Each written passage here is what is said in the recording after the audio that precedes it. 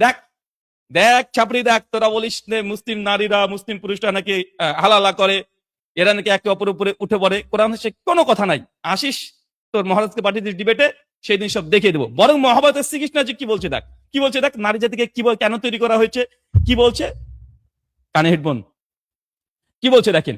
স্ত্রী হলো মানে কারো সবাই রতিপ্রিয়, স্ত্রী মানেই রতিপ্রিয়। রতি মানে কি একটু কমেন্ট করে দেখে নিবি, তুই তো পারিস না। রতি মানে কি? রতি মানে নারীরা হচ্ছে সেক্স প্রিয়, সবসময় কুটকুট নাকি উঠে থাকে, মানে এইভাবে ব্যাখ্যা আছে, আমি দেখাবো। পুরুষ সঙ্গ উহাদিগকে যেমন প্রীতিকর, অগ্নি বরুণ প্রভৃতি দেবতা উহাদের অদৃশ্য প্রীত প্রদান নহে। বলছে নারীরা, নারী মানেই, তোদের ধর্মগ্রন্থ বলছে, মহাভারত বলছে, অনুশাসন পর্ব অধ্যায় 19 পৃষ্ঠা সংখ্যা 73, কালীপ্রসন্নের অনুবাদ বলছে নারী মানেই সে কামুক, সেক্স প্রিয়, সব সময় যৌন মিলন করতে চাই, ঘাপাঘাপ নিতে চাই। বলছে এদের কাছে দেবতাদের পুজো করার চাইতে ঘাপাঘাপটা নাকি বেশি আকর্ষণীয়। কে বলছে? নারী। তোদের দেবীকে তোর এই সম্মান দিয়েছিস। এরপর কি বলছে দেখেন, মারাত্মক কথা, যখন উহাদিগকের কাম প্রবৃত্তি প্রবৃত্ত হয়, তৎকালে উহারা পিতা মাতা ভ্রাতা ভর্তা পুত্র দেবর কিছুই মাত্র অপেক্ষা করে না, মানে যাকে পাই সামনে ঘাপাঘাপ দিয়ে দেয়। কিরে কি বলছে তোদের ভগবান মহাভারতে?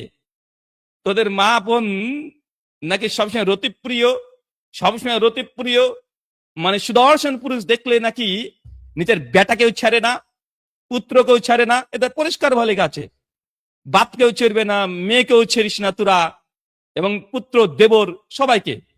তুই মোটামুটি দেখতে সুদর্শনের মধ্যে পড়িস, দেখিস তোর মা বোন আবার তোর উপরে উঠে পড়ে না। আমি বলতে চাই না, তোদের শাস্ত্র বলছে, তোদের ভগবান বলে গেছে যে তারা সুদর্শন পুরুষ দেখলেই তারা কোনো বেটাও দেখে না, দেবরও দেখে না, মানে কিচ্ছু দেখে না, পুরুষ হলেই ঘাপাঘাপ একদম তুলে দেয়, নাহলে উপরে উঠে শুরু করে দেয়। এটা তোদের শাস্ত্র বলছে, আমি বলছি বেচারা কাকে খেলা শেখাতে এসেছিস? এই ফিল্ডে অনেক পুরাতন খেলোয়াড় আমরা, বলেছি না? তোদের শাস্ত্র মহাভারত বলছে ডাইরেক্ট যে তোদের মা বোনেরা নাকি সুদর্শন পুরুষ দেখলে, কে ছেলে হোক আর দেবর হোক, একদম ঘাপাঘাপ করতে শুরু করে দেয়। তুই আবার উল্টো পাল্টা করিস না তো?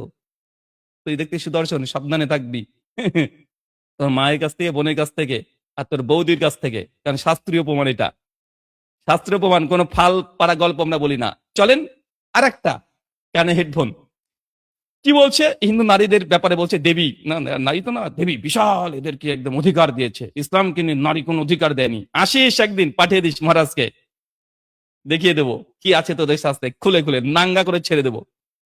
তোদের মা বোনেরা পেটাবে সেই দিন, এই আমাদের শাস্ত্রে কি লেখা আছে, তোর আবার গর্ভবতী হয়ে যাস,